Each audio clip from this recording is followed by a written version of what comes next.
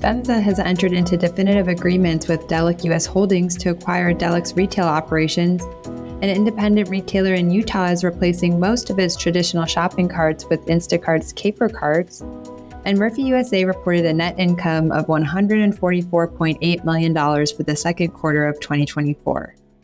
Welcome to Retail Daily, your quick look at the top news from Supermarket News and CSP Daily News. I'm CSP Senior Editor Hannah Hammond. And I'm Supermarket News Editor Tim Inkelbarger. Monterrey, Mexico-based FEMSA has entered into definitive agreements with Delek US Holdings to acquire Delek's retail operations, consisting of 249 convenience stores for $385 million.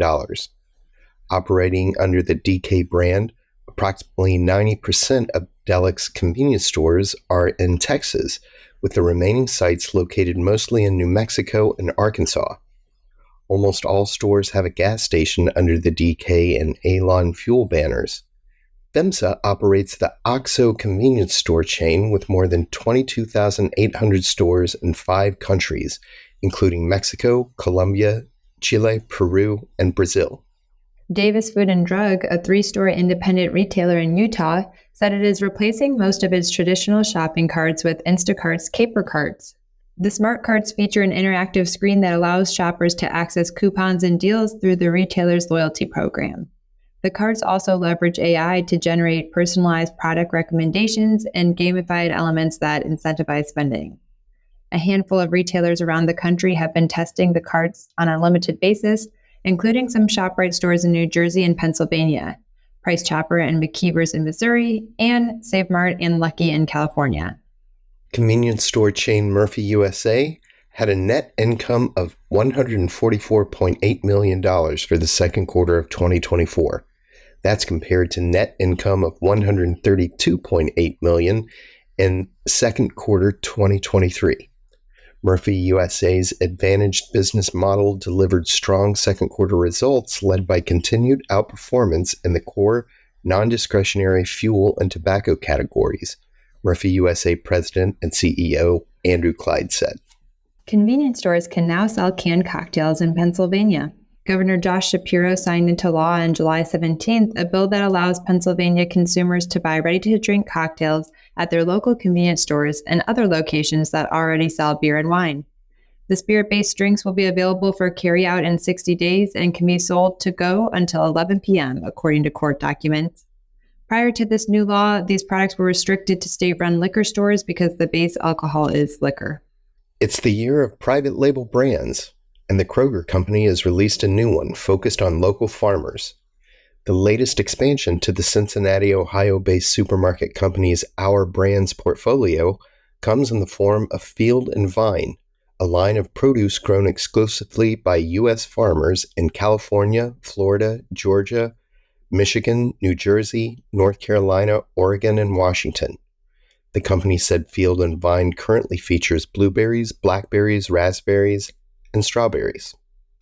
Plans by Stewart's Shops to fill the void of a now-shuttered supermarket in Marcellus, New York are back on track after the village initially imposed a 6-month moratorium on new developments. Stewart's Shop applied for and received an exemption to the moratorium. The village's Zoning Board of Appeals, Planning Board, and Village Board all approved the new development July 22nd. Stewart's Shops will demolish the building and construct a new convenience store of 4,500 square feet, with extra room for groceries along with fuel pumps. Wall Street responded favorably to Sprouts Farmers Market's second quarter financial earnings. The specialty grocer saw its stock price reach an all-time high at $103.80, one day after the second quarter numbers were released, before it settled on $95.88 per share, a 13% increase. The Phoenix-based retailer posted $1.9 billion in net sales, which is a 12% increase year over year, and comparable store sales were up 6.7%. The first 4 electric vehicle charging sites under the Illinois Environmental Protection Agency's Driving a Cleaner Illinois program have opened. Sites include chargers at 3 Casey's locations installed by grantee Francis Energy and 1 Fastmark convenience store installed by grantee GPM Midwest. Lakeland, Florida-based Publix, the largest employee-owned U.S. company, announced $14.5 billion in sales during its second quarter, marking a 3.1% increase from the previous year. The grocer, which employs more than 255,000 associates at 1,376 stores across Florida, Georgia, Alabama, Tennessee, South Carolina, Virginia, and Kentucky, said net earnings dipped 11.4% to $972 million year over year for the quarter. Earnings per share declined to 29 cents, down from 33 cents per share in the same period a year ago. Public stock is only available for purchase by Publix associates and members of its board of directors. A Kentucky judge dismissed a lawsuit challenging the constitutionality of the state's anti-vaping law. Franklin Circuit Judge Thomas Wingate upheld a measure passed by Kentucky lawmakers to restrict the sale of vaping products, not granted authorization by the Food and Drug Administration. Earlier this year, the Kentucky General Assembly passed House Bill 11, which limits the sale of vapor products to those that contain nicotine and have FDA approval.